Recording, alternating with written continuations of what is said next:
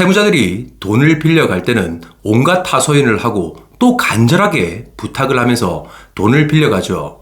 그리고 원금과 이자에 대해서는 무슨 일이 있더라도 필히 갚겠다고 굳게 약속을 할 것입니다.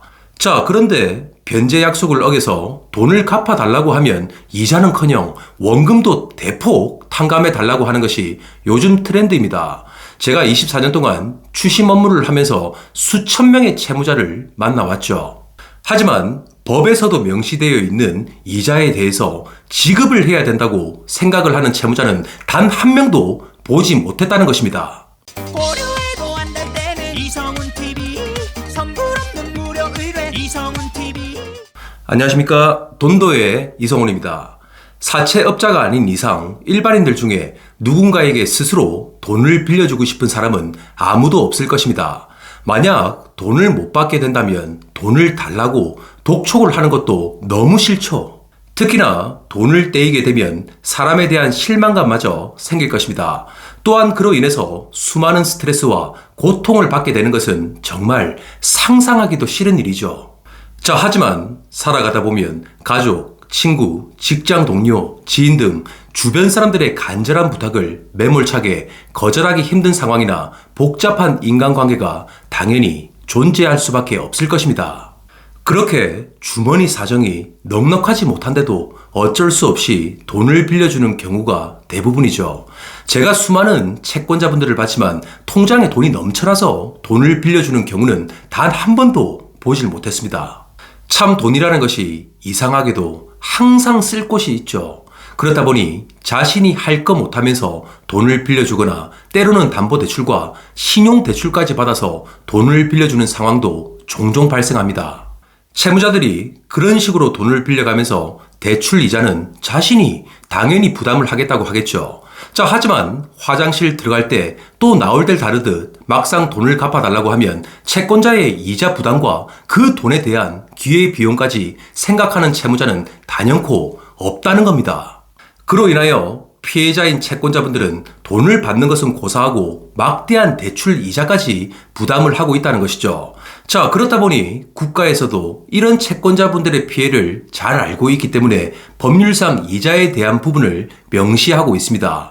또한 법원에서도 이런 피해를 막고자 법정 지연 손해금, 즉 지연 이자를 판결문 등 집행 권한에도 분명히 명시를 하고 있죠. 자, 참고로 현행 이자 제한법상 이자는 연 20%까지입니다. 그리고 돈을 받지 못해 소송을 하게 되면 소송 촉진 등에 관한 특례법상으로 지연이자 연 12%를 청구할 수가 있죠. 그래서 오늘은 돈을 빌려줄 때 약속하게 되는 이자 약정에 대해서 어떻게 청구를 하는지 같이 한번 알아보시죠. 그리고 혹시 돈을 못 받아서 소송을 하는 경우에 청구 취지를 어떻게 작성하는지에 대해서도 핵심적인 부분만을 골라 신속하게 알려드리겠습니다. 자, 그럼 우선 위에서 나온 소송 촉진 등에 관한 특례법이란 무엇일까요? 쉽게 돈이란 시간이 지남에 따라 그 가치는 당연히 하락을 하게 될 것입니다. 예를 들어 10년 전 서울의 반포자이 아파트 25평의 매매가는 8억 원 정도 했죠. 하지만 지금은 3배가 오른 24억 원에 매매가 되고 있습니다.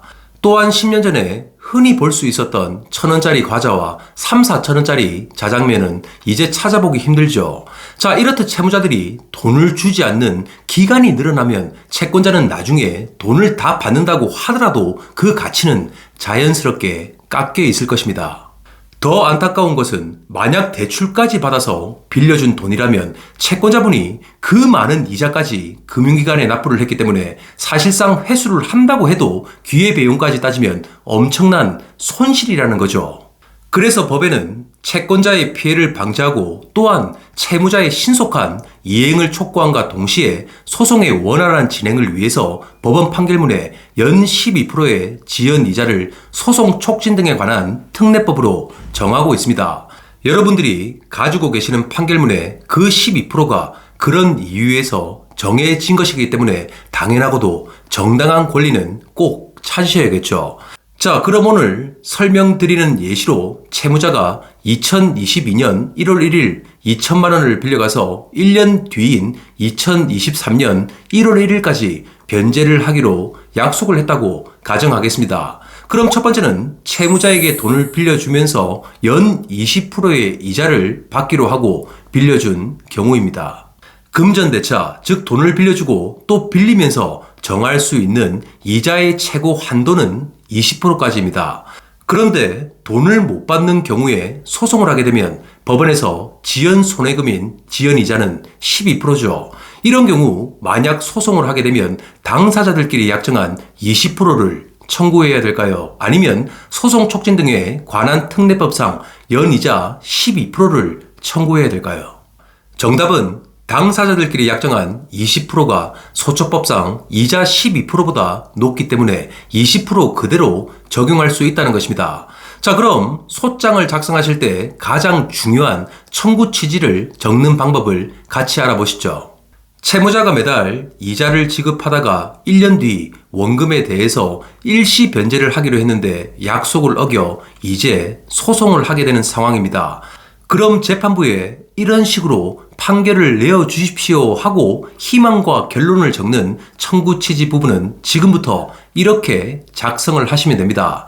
자, 제1항에는 피고는 원고에게 2천만 원 및 이에 대하여 2023년 1월 2일부터 다 갚는 날까지 연 20%의 비율로 계산한 돈을 지급하라. 그리고 2항에는 소송 비용은 피고가 부담한다. 또 3항에는 제1항은 가집행 할 수 있다. 이렇게만 기재하시면 된다는 것입니다. 너무 쉽죠? 자, 그럼 두 번째는 소처법상 지연이자인 연 12%보다 낮은 8%의 이자를 주기로 약정했다고 해보겠습니다. 그런 경우 청구 취지를 작성할 때의 문구는 제가 지금부터 불러드리는 대로 작성을 하시면 됩니다. 피고는 원고에게 2천만 원 및 이에 대하여 2023년 1월 2일부터 소장 부본 송달일까지는 연 8%, 송달 1일부터 다 갚는 날까지는 연 12%의 비율로 계산한 돈을 지급하라. 간단하게 이렇게 작성을 하시면 되겠죠. 자, 세 번째는 만약 돈독하고 각별한 사이에 돈을 빌려주면서 이자 약정을 하지 않는 경우라면 어떻게 될까요? 이런 상황에서는 변제 기한이 도과하지 않으면 이자를 청구할 수 없다는 것입니다. 하지만 변제 기한이 경과하게 되면 그때부터는 민사 법정 이율 5% 또는 상사 법정 이율 6%를 청구할 수가 있겠죠. 이렇게 이자 약정이 없는 소장의 청구 취지를 작성할 때는 또 지금부터 제가 말씀드린 대로 하시면 됩니다. 피고는 원고에게 2천만 원 및 이에 대하여 2023년 1월 2일부터 소장 부본 송달일까지는 연 5%, 송달 1일부터 다 갚는 날까지는 연 12%의 비율로 계산한 돈을 지급하라. 이렇게 작성을 하면 된다는 것입니다. 자, 네 번째는 소멸시효를 연장하기 위한 신소를 제기하는 경우입니다. 채권자분들 중에는 채무자에게 10년 가까이 돈을 못 받고 있는 경우도 비일비재하겠죠. 이런 상황에서는 소멸시효가 완성되기 전에 서둘러 소송 등을 진행하여 소멸시효를 연장해야 될 것입니다. 자, 그런데 예를 들어 10년 전인 2014년도에는 소송 촉진 등에 관한 특례법상 법정 이율은 15%였습니다. 하지만 2019년 6월 1일부터는 12%로 변경이 되었고 지금까지 적용이 되고 있죠.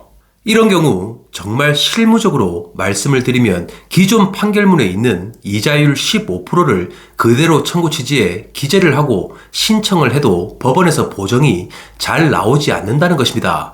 자, 하지만 만약 법원에서 보정명령, 즉 바르게 고쳐서 제출하라고 하면 청구 취지를 이렇게 작성하시면 되겠죠. 피고는 소장 송달일까지는 연 15%에 송달 1일부터는 연 12%에 각 비율로 계산한 돈을 지급하라. 이렇게 작성을 하면 된다는 것입니다. 참고로 대법원 2022년 4월 14일 선고 사건 번호 2020-268-760의 판결을 보면 이렇습니다. 소멸시효 중단을 위한 신소를 제기하는 경우 채무자는 지연 이자에 대하여 이행 청구를 받은 다음 날부터 지연 손해금을 지급하되 그 이율은 신소에 적용되는 법률이 정한 이율을 적용하여야 한다라고 나와 있습니다. 마지막 다섯 번째는 구두상으로만 이자를 주기로 약정한 경우입니다. 채무자가 급하게 돈을 빌려달라고 하거나 또는 친분이 두터운 관계에서는 말로만 약속을 하는 경우도 정말 많겠죠. 특히 친구나 주변 지인들에게 돈을 빌려주는 상황에서 차용증을 작성해라, 신분증, 인감증명서를 첨부하라고 말하는 것이 정말 쉽지 않죠. 그러다 보니 구두상으로 변제 기한이나 이자 등을 약정하는 경우가 종종 발생을 한다는 것입니다. 자, 그런 경우에도 너무 걱정을 하지 마십시오. 그럴 때는 문자 및 카톡 대화 내용, 그리고 통화 내역 등의 변제 기한이나 이자 등을 특정한 내용이 있으면 발췌를 하십시오. 그런 내용을 소송을 할 때 증거로 제출을 하면 지연손해금인 이자에 대해서 청구를 할 수 있다는 것입니다. 자, 오늘은 우리 주변에서 돈을 빌려줄 때 가장 많이 일어나는 총 5가지 사안에 대해서 말씀을 드렸습니다. 돈도 방송을 하면서 항상 법률이나 추심 절차를 쉽게 알려드리기 위해 노력하고 있습니다. 그런데 법률이나 추심 절차는 대부분의 사람들이 매일 관심을 기울이는 분야가 아니기 때문에 다소 어려울 수밖에 없겠죠. 자, 하지만 우리는 평생 자신의 돈과 권리를 지키기 위해서 살아갈 수밖에 없습니다. 그런 만큼 살아가면서 자신의 큰 피해와 또 다른 변수가 생기지 않도록 돈도 방송과 함께 하시면 많은 도움이 될 것입니다. 세상에는 너무나도 다양하고 많은 분쟁들이 발생을 하죠. 혹시나 어렵고 힘든 상황을 맞이하신 분들이 있다면 언제든지 1599-2590으로 연락을 주십시오. 저희 돈도의 모든 직원들이 무료로 최선을 다해 상담을 해드리겠습니다. 오늘 내용도 도움이 되셨다면 구독과 좋아요를 부탁드립니다. 자, 오늘도 감사합니다. 이상으로 돈도의 이성훈이었습니다. 감사합니다.